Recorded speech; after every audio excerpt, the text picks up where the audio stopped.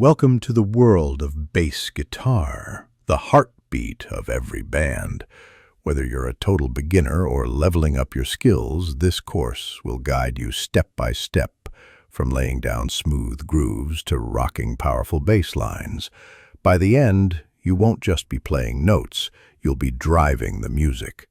Let's plug in, feel the rhythm, and make the bass your voice. This is your journey. Let's get started. Lesson 1.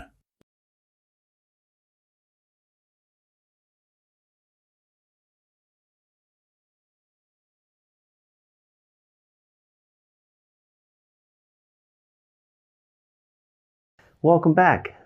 And this is the first time we actually get to play our bass for the first time. We're going to work on this little bitty string, and that string is called G. That's the name of it, the G string. Our thumb is going to go wherever you want it to go, as long as it's flat. And then these two fingers are going to go down to that first string. And notice that my fingers are not completely flat down, not 100% pointing down to the ground, but they're just at a little bit of an angle. There's times when I want to use my fingers completely flat, but for us, it's more ergonomic to have a little bit of an angle, so your fingers pointed a little bit towards the middle of your body slightly. Okay? So the first pluck that we're going to do, when I say pluck, it's really that slide across the strings versus a pluck. So slide those pads across the strings. Slide the pads across the strings. Now, when we do this, we're going to alternate our fingers. We're going to call this our index finger and our middle finger, or our first finger, our second finger, and that's the standard terminology that we'll use. So we'll take our middle finger first, so kind of always goes first in bass, and we're going to go middle finger followed by index finger. This is what your fingers will look like up close. First, the middle finger extends out and then plucks in. At that point, as it plucks in, your first finger or index finger will be jettisoned out. Pull back and pluck the string and out. So both of them are moving at the same time. So one doesn't move and then the other moves.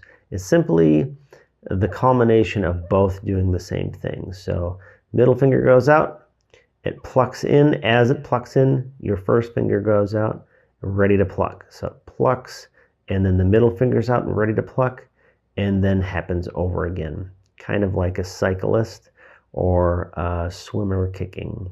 Little different with a swimmer kicking, more like two different orbital movements with your fingers. Okay.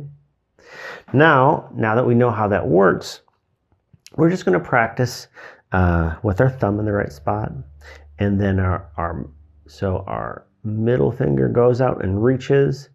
The same thing happens with my index finger and my ring finger, and I just repeat. So middle finger, index finger.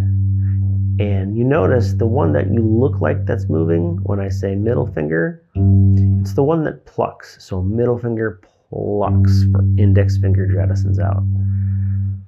Index finger comes in, middle finger jettisons out.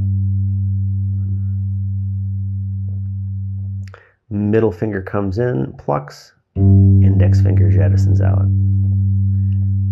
The first finger comes in and plucks, and the middle finger jettisons out.